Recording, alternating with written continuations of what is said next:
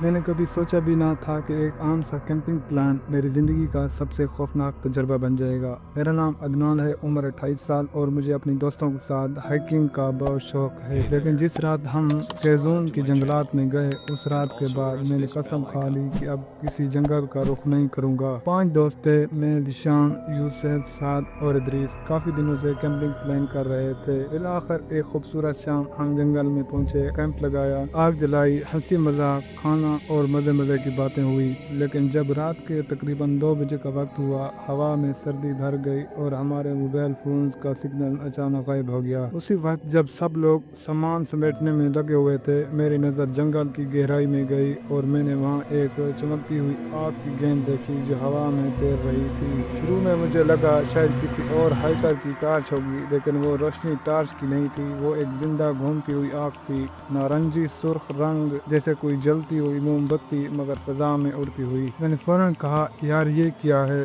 سب رک گئے، خاموشی چھا گئی۔ ذیشان نے کہا، سب سے پہلے زبان کھولی، لعنت ہو، یہ تو سنتلمو ہے۔ سنتلمو، بوڑھے لوگ کہتے ہیں یہ گمشدہ روحوں کی آگ ہے، ایسی روحیں جو دنیا سے نہ سکون سے گئی ہوں یا جہنم کوئی انتقام باقی ہو۔ تب اچانک ہوا میں شدید ٹھنڈ بھر گئی، ہمارے کہکے خاموش ہو گئے۔ وہ آگ کی گیند اب ہمارے گرد گھوم رہی تھی جیسے ہمیں دیکھ رہی ہو۔ یہ ڈرون نہیں تھا، یہ روشنی عام نہیں تھی، یہ کچھ اور تھا۔ اچانک وہ آگ نیچے اترنے لگی اور ہماری طرف بڑھنے لگی۔ مارا چیخ اٹھی، یہاں سے نکل چلو، ابھی کے ابھی۔ ہم نے کچھ بھی نہ سمیٹا، صرف ٹارچ پکڑی اور اندھیرے میں نیچے بھاگنا شروع کر دیا۔ لیکن جیسے جیسے ہم بھاگ رہے تھے، ہماری ٹارچیں ایک ایک کر کے بند ہونے لگی، جیسے کسی ارد گرد کی توانائی چوس لی ہو۔ میں سب سے پیچھے تھا، ہر بار مڑ کر دیکھتا، سنتلمو اب بھی ہمارے پیچھے منڈلا رہا تھا۔ ایک موڑ پر یوسف گر گیا، ہم سب رک گئے۔ وہ چلا کر بولی، مجھے چھوڑ دو، خود کو بچاؤ، لیکن ہم نے اسے نہیں چھوڑا۔ جب میں نے پیچھے مڑا اور اسے سہارا دیا، وہ آگ ہم پر جھکنے لگی،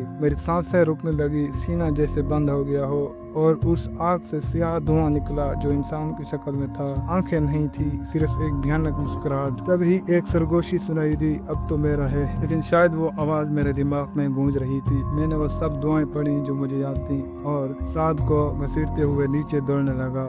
کئی منٹ دوڑتے رہے اور تب جا کر وہ روشنی پیچھے رہ گئی۔ ہم گاؤں پہنچے، ایک رکشہ لیا اور تب ہی وہ بھاری پن ختم ہوا۔ لیکن ادریس کو 3 دن بخار رہا، اور جب وہ ہوش میں آیا، اس کا پہلا جملہ تھا، اس آگ کا چہرہ تھا اور وہ مجھے پہچانتا تھا۔ آج تک میں سوچتا ہوں وہ کون روح تھی اور ہمیں کیوں چنا۔ لیکن ایک بات طے ہے، یہ جنگل صرف جانوروں سے نہیں، روحوں سے بھی آباد ہیں، اور جب ہم انہیں نظر انداز کرتے ہیں تو وہ خود نظر آتے ہیں۔ آج کی تھی یہ ویڈیو۔ اگر ویڈیو پسند آئے تو لازمی لائک اور سبسکرائب کر دیں، اور بیل آئیکن کو بھی پریس کر دیں تاکہ ہر نئی آنے والی ویڈیو آپ تک جلد پہنچ سکے۔